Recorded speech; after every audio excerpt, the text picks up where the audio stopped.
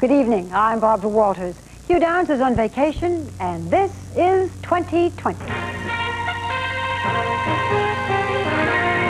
On the ABC News Magazine, 2020 with Hugh Downs and Barbara Walters. Tonight, it was just after midnight when this man walked into a restaurant in Dallas. And I screamed. We were sitting ducks. I knew I'd been hit. 6 people lay dead. The killer, a native of Morocco, came here as a tourist, and his past foretold the violence. He should have been caught somewhere. But he came into America with no questions asked. Bob Brown reveals how easy it is. Passport for murder. And a 2020... a mass murder.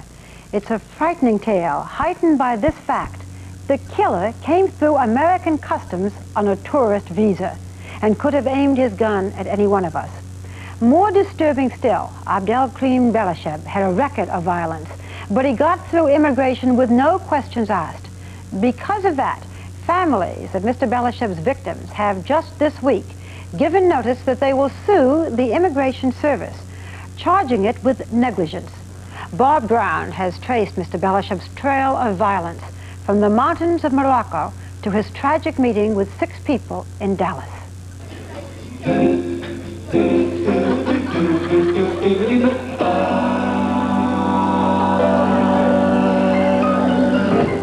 IANNI'S is a popular place in Dallas. A good restaurant, a bar, live music, and a regular clientele. But this gathering of regulars was not part of that usual routine. They had returned to IANNI'S to describe for us what occurred here a year ago. It was in a social situation common to millions of people. But then, for no apparent reason, their lives intersected with an act of violence that was the worst mass murder on record in Dallas. Sitting at this table were Barbara Watkins, an insurance company employee, John McNeil, a businessman in the food industry, and McNeil's business partner, Terry Ripa. They were only a few feet from where, around midnight, a man struck up a conversation with 2 women who were sitting at the bar. Marcel was sitting like the 3rd bar stool down and facing towards the bar. The women were Marcel Ford, a bookkeeper. Her back was to me. And her friend Linda Lowe, a singer. From the other side of the bar, an Iranian immigrant named Atta Darabar also watched the conversation. He put his hand around Marcel Ford and said something, and then Marcel pushed him back, and then he blocked his at her and left. Shortly after the man left, the band, the Mike Harris Quartet, took a break. Then, at 12:10 a.m., the man returned and walked back to where Marcel Ford sat. He was carrying a 9mm semi-automatic pistol. I was making a drink. Richard Came Jones, right here. the bartender. Heard the cock of his gun, looked up, and that's when he proceeded to shoot Marcel. At that instant, I felt the concussion or the pressure, the air pressure, hit me in the face from the gunshot. And I just turned and looked, and I saw him put a gun to the second girl's head. And then the third one, at that time, John grabbed me and threw me down on the floor. Yeah, I pulled her back here and threw her down here, and then I grabbed some chairs and tried to pull them up around us. I pulled the chair over the best of my protection I could. We were sitting ducks. All he had to do was turn around. He was shooting the gun just as fast as he could pull the trigger, really. He moved quickly around the bar, killing his next 4 victims one by one. When the shooting stopped, at least 10 rounds had been fired, and 5 people lay dead or dying. Those victims were Marcel Ford, Linda Lowe, Jan Smith, a realtor, Joe Manasseh, an auto mechanic, and Legia Kozlowski, a former bartender. Well, it got real quiet. We didn't hear anything. I looked up over the table and I couldn't see him. I remember standing up and trying to get my bearings. And of course, we did not know he was coming back in. And of course, as we got up to run, we heard the shots again. And I screamed. And I don't know whether I went over a table or under a table, but I just slid on my stomach across the dance floor and just got underneath the baby grand piano. And I put my head down by the pedals and just pretended I was dead. In that second burst of shooting, the gunman killed his 6th and final victim, a businessman named Frank Parker. And as John McNeil ran, he was shot in the back.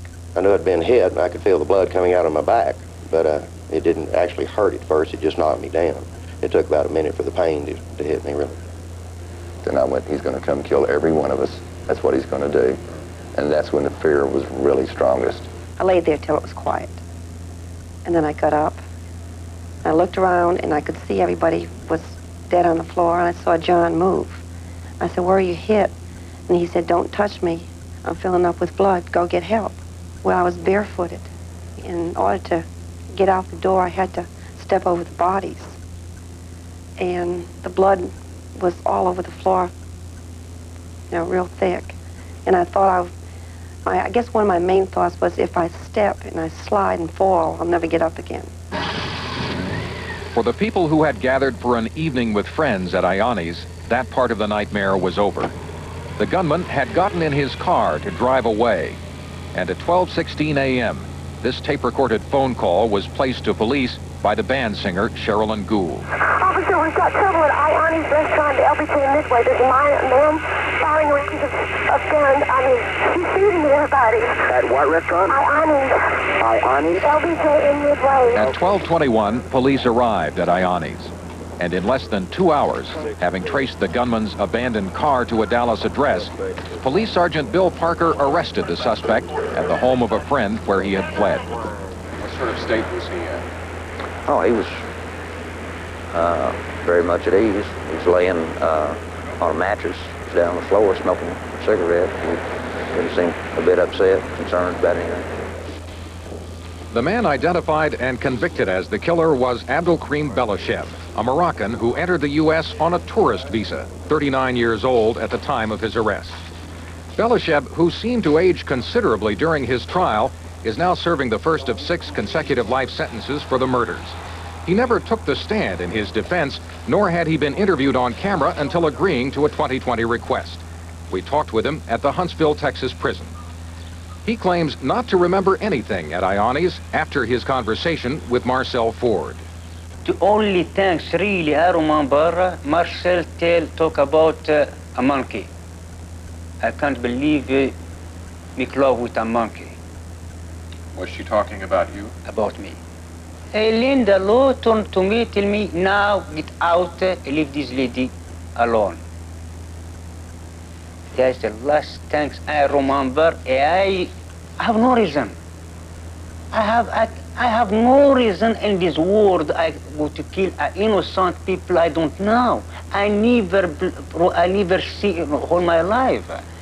But a man go kill 6 people and shot in 7-1 need be a crazy man or something else. The jury rejected his insanity defense and ruled it an open and shut murder case. But there were questions in Dallas that went beyond the few moments it took to commit the crime. And those questions opened another story of violent behavior and missed opportunities. How had he arrived in this Sunbelt city with its glass-enclosed skyscrapers from the remote Moroccan village where he was born? We went back to trace that journey from its beginning.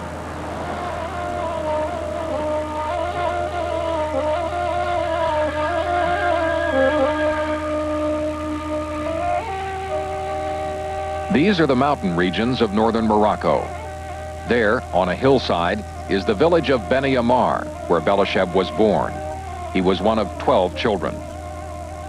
His father, a respected businessman, asked a family friend to serve as a spokesman in describing the son he named Abdelkrim after a Moroccan nationalist leader. The first signs of problems came early.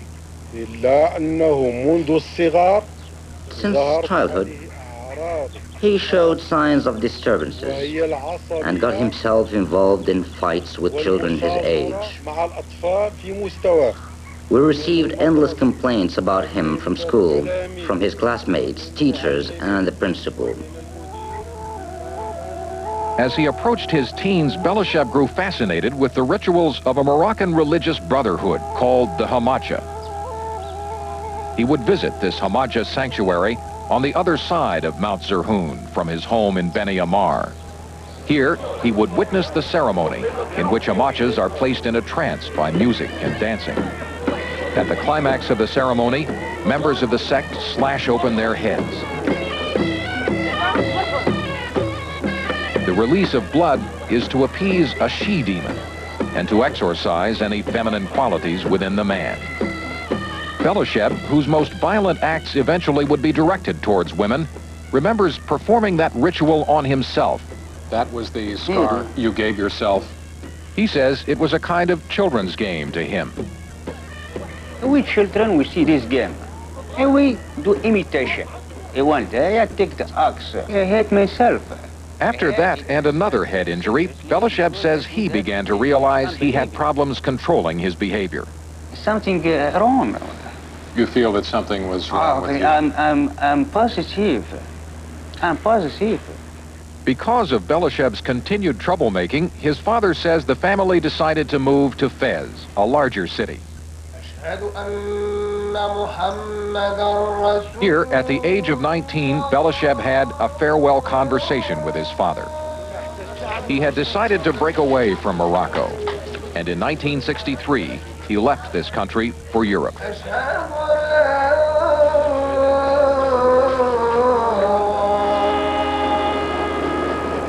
If he had trouble adjusting in Morocco, his problems were compounded here. He was refused work papers in Switzerland and Holland. And after seeking a place for himself for 2 years, he finally came to Brussels, Belgium. And then, from the boy who was troublesome and erratic, there emerged the man who would become known here as explosive and alcoholic. In Belgium, his problems with self-control were now clear and dramatic. Your police record indicates that in 1965, you assaulted 2 people. In April of 1966, you broke out 4 windows in your neighborhood. In May, you hit 4 men in a fight. In November of 1966, you struck a woman.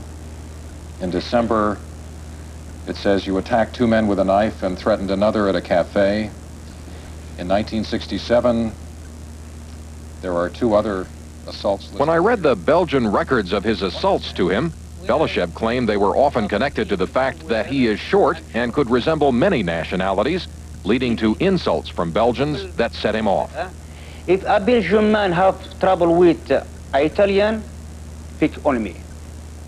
If a Belgian man have trouble with a Turk, pick on me. If a Belgian have trouble with a French of sword, pick on me. But when these people touch me, I don't permit that. I never permit that. There was another side to his personality. He was also a man able to use his charm and good looks to cover his behavior. And one night in Brussels, at a bar with a dance floor, he met this woman, Jenny Pio. When he came to me, asking me for dance, he was too sure of himself. What made you fall in love with him? He was very kind, and I felt it was a man who had a lot of experience. In October 1967, Abdelkrim Belasheb and Jenny Pio were married in Brussels. And through that, Belasheb finally gained a place for himself in Europe. I often asked to myself, does he love me? But I think he didn't love me. He used me to have his papers, to stay in Belgium. Could that be another woman? He had to do the same thing with her. He cannot love. He loves only himself. Now there was another complication to his problems. He had become alcoholic. For that, he was placed in this facility, the Birbeek Psychiatric Hospital. He came at first because he had again sensed his own troubles. Then he escaped and was returned involuntarily. In November of 1979, he would spend his final night with Jenny Pio. She says that when she refused to allow one of his former lovers into their home for his birthday, he beat her savagely. The 2 daughters from their marriage were in the house at the time. He hit me with his shoe in my ribs, and so he broke 4 ribs. I screamed, and my daughter came in our bedroom, and he gave her A slap? A slap in her face, and he said to her, go back in your bedroom and don't come out of it. In another consistent pattern, Belasheb claims not to remember many of his rages. The lawyer in Belgium, my lawyer told me you beat your wife and she's in hospital. I really don't remember. Jenny Pio eventually obtained a divorce, and Belasheb was convicted of the beating. But he had already fled Belgium because he faced a certain prison sentence. He returned to his home in Morocco, and although his father gave him some land, he continued to travel restlessly, aware that he was not fitting in here, feeling the tension build on his final trip back home. 24 hours after I get in Morocco, I need to take plane. And like I tell you, I'm like an animal. Belasheb left Morocco for the last time in 1981, carrying a tourist visa that would eventually take him to the United States. Still a wanted man in Belgium, he entered this country through Los Angeles, where he worked for a time at restaurant jobs. How does a man with a history of violence and imprisonment gain entry to the U.S.? The answer is he did it easily. He applied for and got a tourist visa from the U.S. consulate in Casablanca. He lied on his application by answering no to the question of whether he had a criminal record. His record was on file with Interpol, the international police agency, but consular officials didn't check it out. Once in the United States, he overstayed the visa, but no follow-up was done on that. Immigration officials have refused comment on the case, other than to acknowledge that with an average of more than 6 million tourist visas issued each year, hardly any preliminary or follow-up investigations are conducted to determine whether the applicant is telling the truth or actually qualifies for the visa.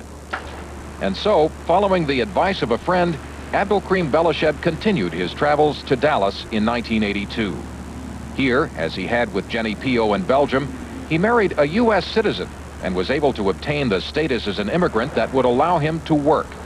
But the marriage, he says, began to bring his problems to the surface again because of conflicts with his American wife, Joanne O'Brien, who claims she also knew something was happening. I knew that he was sick. I was telling people before this happened, I was trying to get help. Amid growing bitterness over his relationship with Joanne O'Brien, and again, a kind of self-awareness of his troubles, Belasheb called a psychiatrist shortly before he was fired for his aggressive behavior as a maitre d' at a Dallas restaurant. You knew something was happening to you, and you called the doctor. Yes, sir. Yes, sir, but I don't know.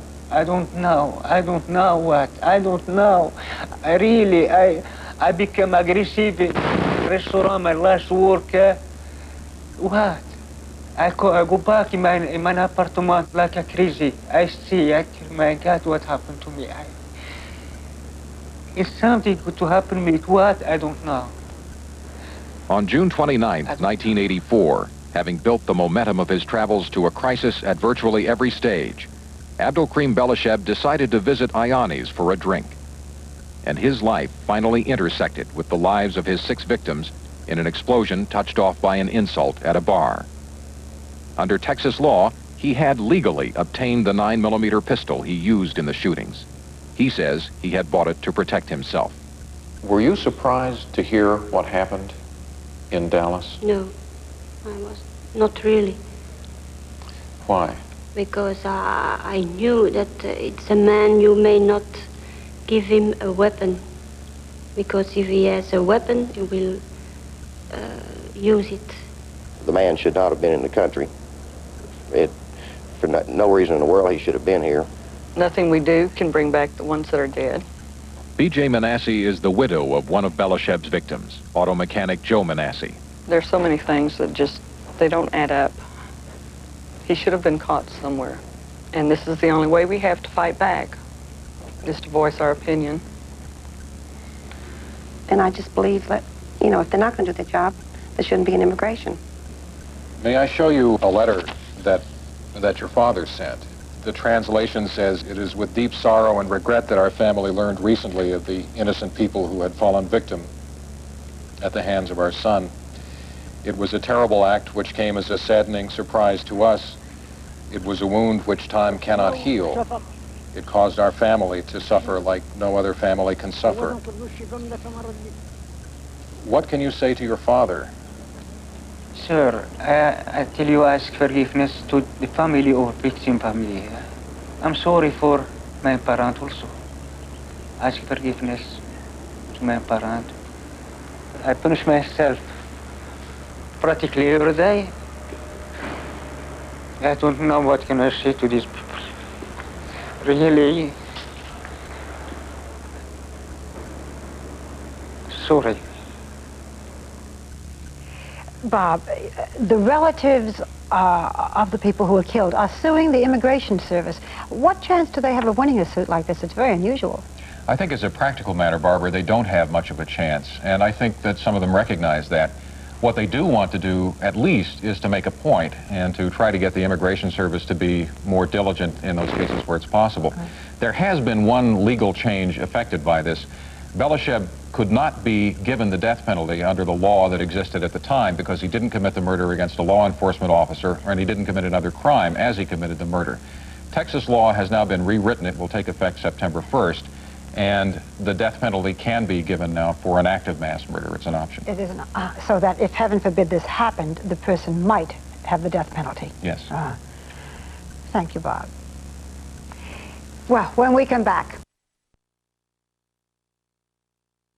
You know, we were sitting ducks there. The worst mass murder in Dallas history. He went head body, head body, head body, straight down the bar. Fox 4's Jeff Crilly relives that day with those who were there. And I'll tell you why the killer was never sent to death row.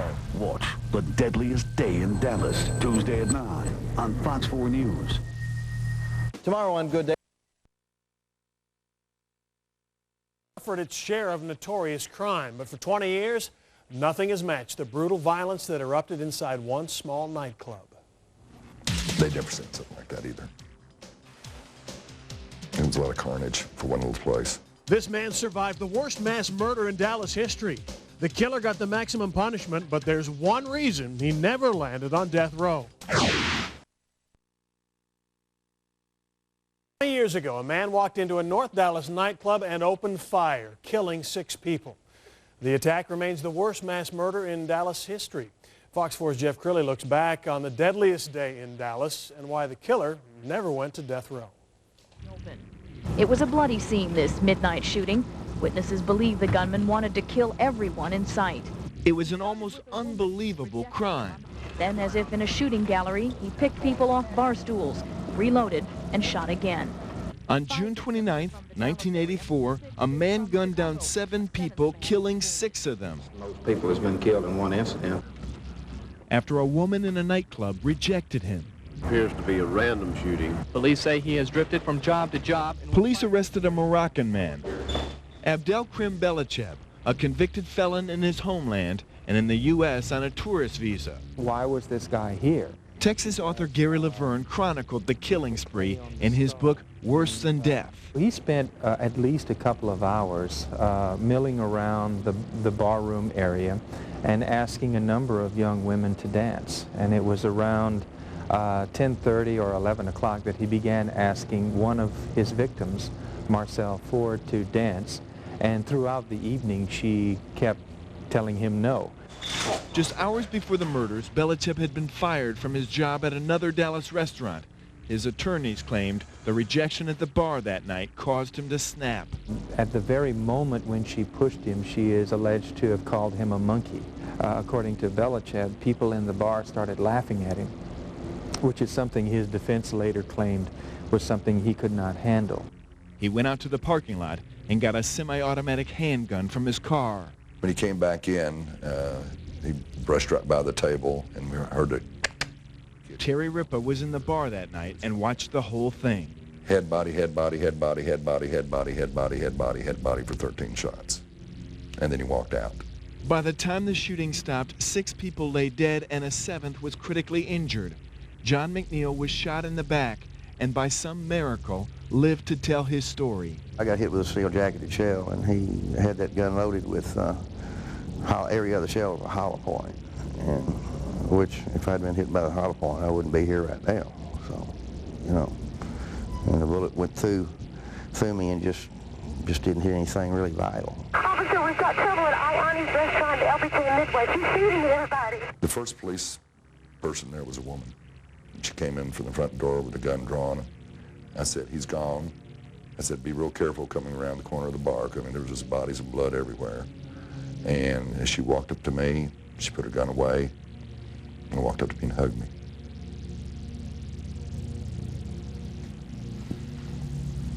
They'd never seen something like that either. It was a lot of carnage for one little place. Some of his victims were shot 2 and 3 times. Other than the Kennedy assassination, just imagine waking up to something just so utterly shocking and utterly bizarre. To this day, it is still the largest mass murder in the history of the city of Dallas. By the time Belichev had made his first court appearance, his own appearance had changed drastically. He was stripped of his toupee behind bars. Psychiatrists testifying allege that Belichev is suffering from an organic brain disorder. Belichev used the insanity defense, but many North Texans said the only thing that was crazy was the law, because at trial, the death penalty wasn't an option. Texas law at the time said that capital punishment could only be used when murder happened while in the commission of another felony. The supreme irony of all of this is that if he had just killed one person and stolen a dime from her purse or taken an ashtray off a table, he would have been eligible for the death penalty because he would have been charged with murder and robbery, which was a capital offense. But 6 murders and 1 attempted murder was not a capital offense. Who testified Belichev is suffering from a sociopathic... The trial became a battle of experts. Psychiatrists argued over whether or not he was criminally insane and knew right from wrong. Finally, at 10:30 this morning, the jury returned. But the jury wasted little time in reaching a verdict, guilty on all charges. And the punishment, the most the law would allow, life sentences stacked one after another.